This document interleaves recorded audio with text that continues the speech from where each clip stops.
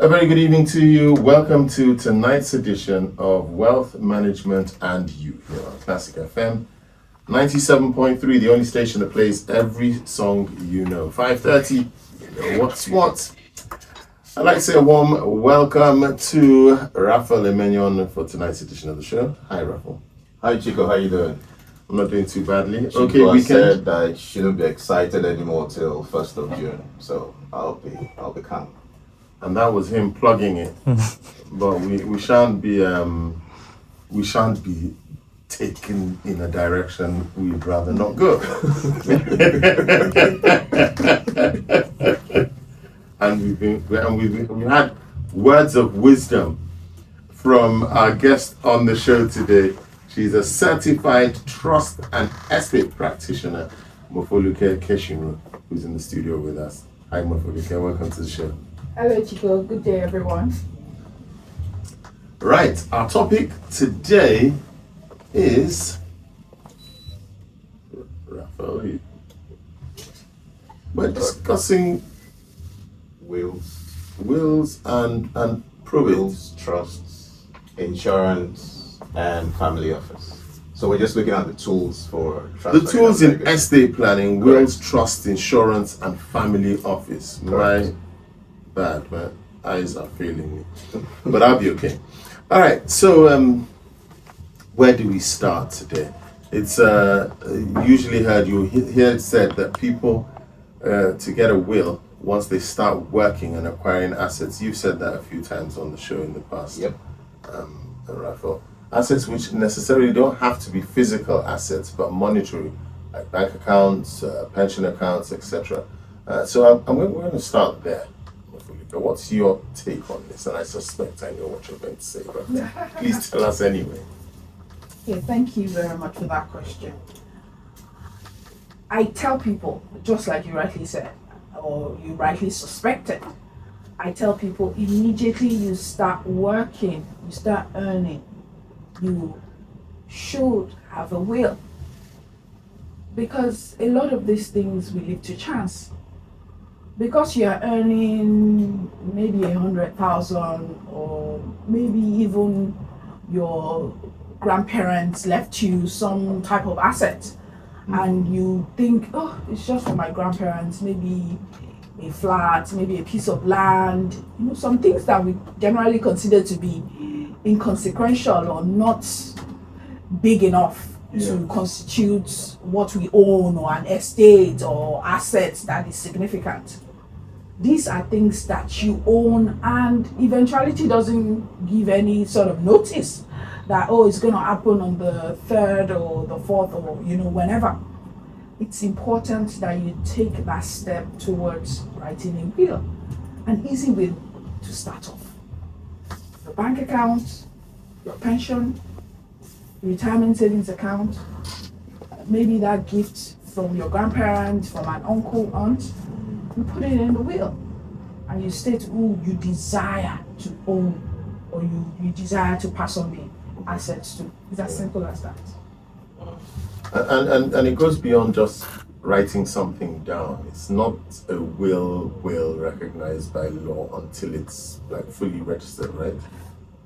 Duly executed. Duly executed. Executed in the presence of two witnesses being present at the same time. Yes. Then it's now registered at the probate registry. Yeah.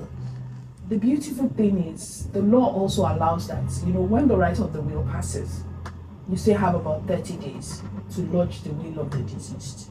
Yes. Yes. So it's. In other words, someone other than the person who wrote the will can complete lodge it. Yes. Interesting. Yes. Okay. And it's not that expensive, is it? No, it's not. Probably 100,000 or less. Or less, but you need to be careful. The person, the advisor or expert that is going to guide you to writing the will. And I think I've said it here before, or maybe at some other places. Some people tend to just think, I can get a book on, will writing for dummies, and that suffices. No, it's not as simple as that. You need to be handheld by an expert to ensuring you're doing the right thing, dotting the I's and crossing the T's. So talk us through the process itself. How does one set up a will? Excellent. Let's assume I'm a 25-year-old. Okay. I look like one anyways. Facts. So I go speak with an expert. Yes. I tell them the first step is inventory of the assets. What do you own? You know, I talked about a piece of land, possibly your bank account, retirement savings account, investment account, mutual funds. You know, all the types of categories of assets. Your pension. All that you put in the inventory. You now write out who you want to gift these assets to. Then it is properly written out. You would have written out the list of assets. You will have your inventory. You would have, you know, the persons you want to gift it, in what proportion you want to give it out, and the expert will help you to now flesh it up. On drawing it up, the draft is given to you to review. Once it aligns with your objectives, then you can arrange for the witnesses to come. You would definitely nominate your executors, persons who would administer the estate when you are no longer there. And you would select or pick a date for the execution. The process is, you know, experts would definitely tell you that pictures are taken during that process, just to ensure that, you know, and sometimes some video recording, just to ensure that at the time you have a sound mind. Yeah, is that a prerequisite? No, but often adopted by professionals just to ensure that when questions are raised, it can be presented. Should anyone contest it, for instance? So you do that, it's sealed with the red seal, or just ensure that it's properly sealed. Then it's taken to the probate registry for registration. The treasury receipt is issued. You keep it until the future date when it will be required by family members to present at the point or time when they will be seeking for a date for the will to be read. In that situation, the writer of the will would have passed. Okay, so I want to believe that the process of taking down the inventory, writing down those that you want to gift, you know, those assets to, is the process where you actually demonstrate the love, you know, for your beneficiaries.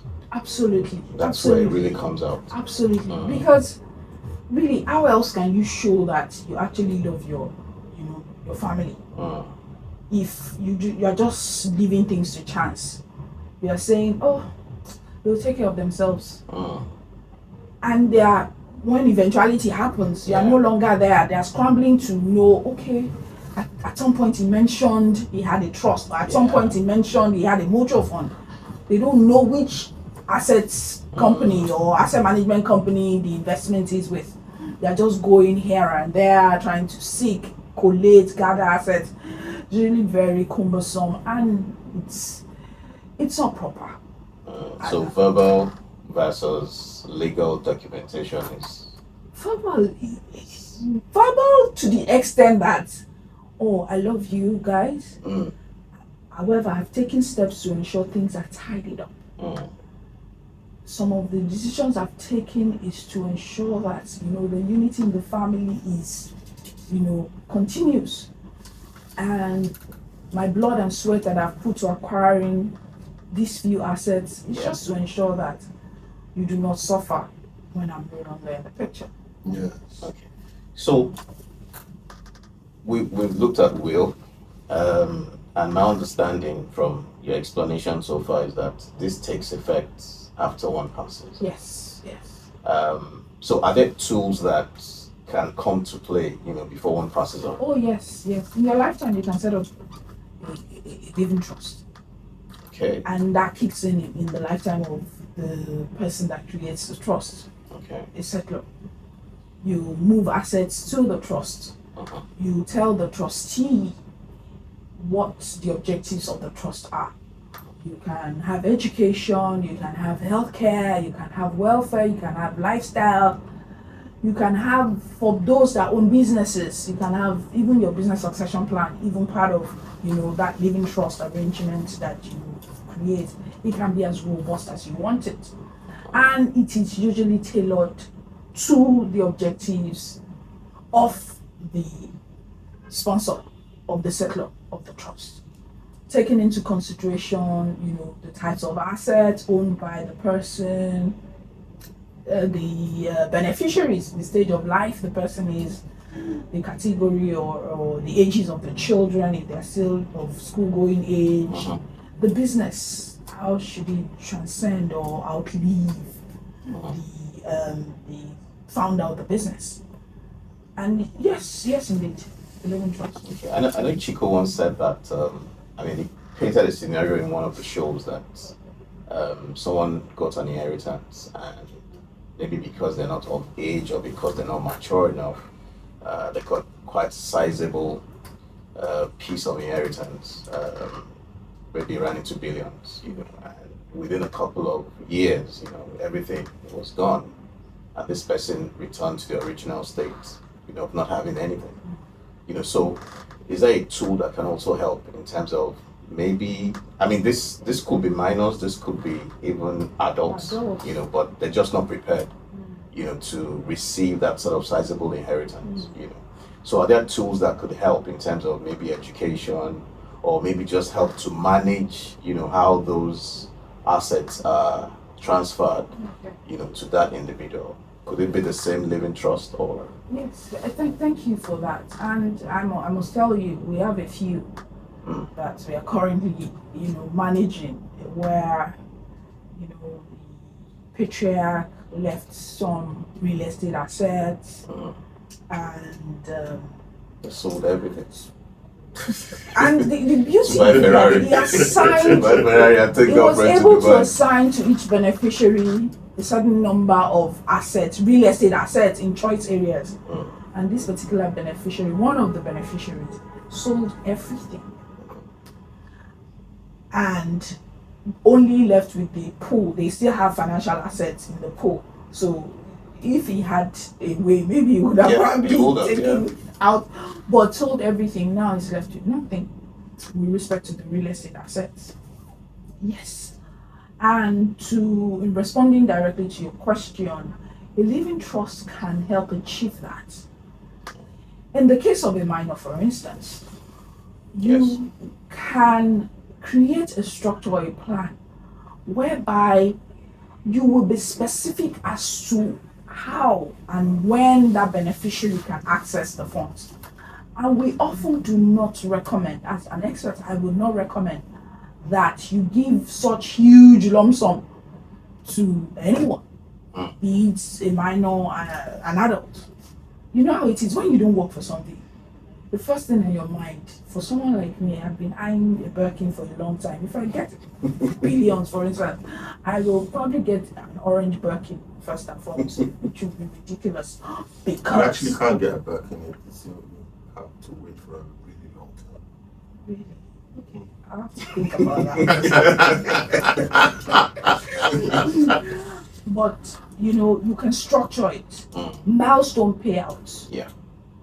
At the age of 18, you can get maybe a 10%, 30, you can get 25. So what you're suggesting now is on the part of the sponsor, the yes. settler of the trust. Yes. Putting measures in place to Okay. ensure that Yes. there are milestone payouts and not just lump sum payouts that would make Can maybe even be counterproductive. exactly. Yeah. It goes to the person's head. and- Yes. And what we also try to tell them is make it perpetual, such that even it's transgenerational. That beneficiary would only be getting income from that huge sum that you set aside for that person. Whatever is earned on the billion naira, on the 10 billion, on the 100 billion, Of the investments made, from the investments made, or the rental income from the real estate. exactly is what is paid out. I'm just wondering, as an aside, could this be the reason why they do pensions that way as well? You retire, you can't, like now that I'm at retirement age. You know, I mean, if I'm not working any longer, I can only get 25%. I mean, why not just give me my entire money at once? That's the original owner of the account. But the beneficiaries, I think it's paid out once the person. No. What I'm saying is, could the explanation, the rationale. yes, the rationale that Yeah. that Mofoluke is explaining to us, that a sponsor of a trust is putting in place so that they can ensure some sort of responsible use of these funds. Yeah.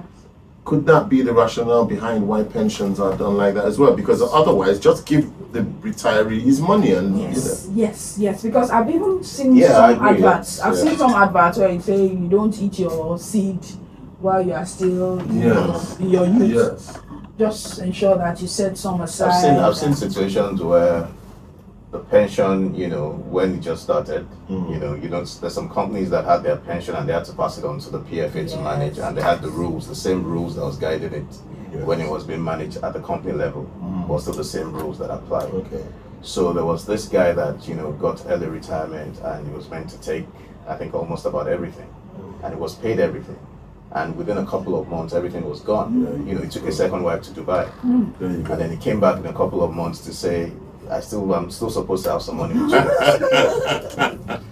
So I mean, that's, yes, to your point, Chico. Yes, that's that could be the reason. Yes. That could be the reason. So this, again, just the way you mentioned, it could also be structured in a way that the sponsor can say that, okay, maybe it's just for your children's school fees. Yes. So it could be different. Yes. In which case, the funds can't be used for anything else other than school fees. We call spendthrift provisions. You put spendthrift clauses in the trust deed to ensure that you curb excesses of beneficiaries. Yes. You want to ensure they're productive. You want to ensure that they're not just waiting for maybe 30th of June every 6 months to get something, 31st of December. You want them to be responsible. Yeah. And because that windfall will possibly come, some people can actually be living and waiting for that, or even go and mortgage, take facilities against that. The spendthrift clause can't prevent all that. You cannot take anything against the benefit that would accrue to you from the trust. Interesting. What's the role of power of attorney in all of this? Power of attorney can also be a tool. In your lifetime, you can have a financial power of attorney, for instance, where persons, what you're doing is you're trying to make sure a situation of incapacitation, for instance, you're unable to take decisions yourself. You have somebody that you've designated and given powers, donated powers to take those decisions on your behalf. So that the person is on a sick bed or something, and then you have someone that can take decision. Exactly. You can take investment decisions if you think the person is investment savvy, or the person is competent to do that. But you just need to be careful. You know how humans are. That's why we say, if you can, and the institution has proven itself to be competent in that regard, maybe you should consider appointing an institution. Okay. So one of the things that also bothers me that I know that these days families are beginning to consider values, as well, and like a form of generational wealth, especially for the wealthy. So how is that managed, in terms of legacy? Values is not just for the wealthy. Back in the day, this might probably be giving away my age, but anyway. Back in the day, our parents, grandparents would sit us down and they would tell us, our family is known as a family of people that are hardworking. Our family is known for integrity. They name or mention us, they would say, this person, because I went to places back then and they would say, your mom, very hardworking. So that is a value that a lot of people want to pass on. Even now, they say, it's just that with Gen Z is quite difficult. Apologies, but it's really tough to actually explain that. But values are something that everybody, even you, Raphael, Chico, There are things that you hold there that you know. These are things that you. Your parents, a good name is better than money. Exactly. So that's, I don't know whether it still is, but okay. That everybody is very conscious of, all that, and how they will pass it on. And for the wealthy, like you mentioned, it is encouraged that they have a family constitution where they spell out all these things. As a family coming together to agree. A family constitution. I've never heard of that. Family constitution. Yes. Interesting. So everybody in the family who is an adult coming together to agree to those things. So the patriarch or matriarch would spell out what they are known for. And even the children looking at the parents would already know that there are some meetings that I've attended, legacy meetings that I've attended, where the family members or the children would say the same thing. The meetings held differently, but they said the same thing about their father. Prudent, hardworking, committed to education. All 6 or 7 of them said it. 3, prudent, hardworking, committed to education. So you can imagine, they know already. So the father now telling them that these are things that I hold here and I want to pass it on. I want my family to continue to be known for this.